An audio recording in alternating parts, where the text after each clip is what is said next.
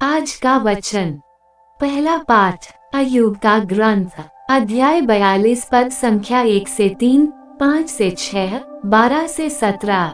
अय्यूब ने प्रभु को ये उत्तर दिया, मैं जानता हूं कि तू सर्वशक्तिमान है और अपनी सब योजनाएं पूरी कर सकता है। मैंने ऐसी बातों की चर्चा चलाई जिन्हें मैं नहीं समझता। मैं ऐसे चमत्कारों के विषय में बोला जो मेरी बुद्धि से परे हैं। मैंने दूसरों से तेरी चर्चा सुनी थी, अब मैंने तुझे अपनी आंखों से देखा है, इसलिए मैं धूल और राख में बैठकर रोते हुए पश्चाताप कर रहा हूं। प्रभु ने अय्यूब को अधिक आशीर्वाद दिया। उसके पास 14,000 भेड़ें, 6,000 ऊंट, बैलों की 1,000 जोड़ियां और 1,000 गधियां थी।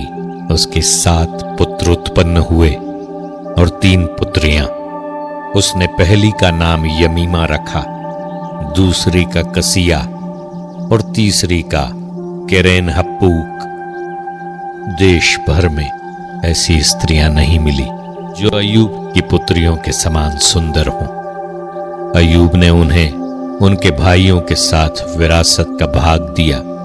इसके बाद अय्यूब 140 वर्ष जीवित रहा। अपने पुत्र पौत्रों की 4 पीढ़ियां देखी और बहुत बड़ी उम्र में संसार से विदा हुआ। यह प्रभु की वाणी है। सुसमाचार संत लूकस, अध्याय 10, पद संख्या 17 से 24।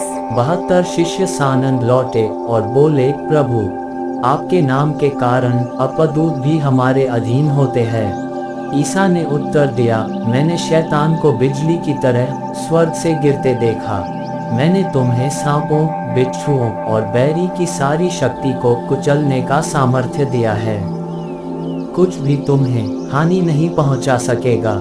लेकिन इसलिए आनंदित न हो कि अपदूत तुम्हारे अधीन हैं, बल्कि इसलिए आनंदित हो कि तुम्हारे नाम स्वर्ग में लिखे हुए हैं। उसी घड़ी ईसा ने पवित्र आत्मा से परिपूर्ण होकर आनंद के आवेश में कहा, पिता, स्वर्ग और पृथ्वी के प्रभु, मैं तेरी स्तुति करता हूँ, क्योंकि तूने इन सब बातों को ज्ञानियों और समझदारों से छिपाकर मेरे बच्चों पर प्रकट किया है।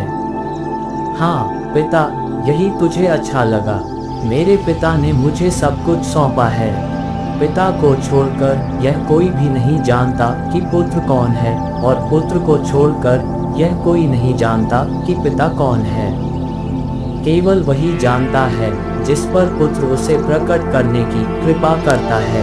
तब उन्होंने अपने शिष्यों की ओर मुड़कर उनसे कहा, धन्य है वे आंखें जो वह देखती हैं जिसे तुम देख रहे हो। क्योंकि मैं तुमसे कहता हूँ, तुम जो बातें देख रहे हो उन्हें कितने ही नबी और राजा देखना चाहते थे, परंतु उन्होंने नहीं देखा, और जो बातें तुम सुन रहे हो उन्हें सुनना चाहते थे, परंतु उन्होंने नहीं सुना। यह प्रभु का पवित्र सुसमाचार है। आमीन। आज का चिंतन। यीशु के शिष्य अपने कार्यों से लौटकर बहुत ही आनंदित हैं, क्योंकि यीशु के नाम में शक्ति है। पर यीशु उन्हें इन सब से ऊपर उठकर हर्षित होने की सलाह देते हैं, क्योंकि उनके नाम स्वर्ग में लिखे जा चुके हैं, और इस तरह उन्हें ईश्वर की समीपता को महसूस करने का निमंत्रण देते हैं। हम धर्म ग्रंथ में पढ़ते हैं कि यीशु ने कहा है, उनके नाम में जो भी मांगोगे वो मिलेगा, अर्थात ईश्वर उनके माध्यम से देखे जा सकते हैं, क्योंकि कहा गया है, धन्य है वे आँखें जो वह देखती है जिसे तुम देख रहे हो। क्योंकि मैं तुमसे कहता हूँ, तुम जो बातें देख रहे हो उन्हें कितने ही नबी देखना चाहते थे, परंतु उन्होंने उन्हें नहीं देखा, और जो बातें तुम सुन रहे हो वे उन्हें सुनना चाहते थे, परंतु उन्होंने उन्हें नहीं सुना। बपतिस्मा संस्कार के द्वारा हमारे नाम भी स्वर्ग में लिखे जा चुके हैं, पर हम कैसे इस वास्तविकता को अपने जीवन में जीते हैं? क्या हम पवित्र आत्मा की उत्प्रेरणा के लिए अपने आप को तैयार रखते हैं? आमीन।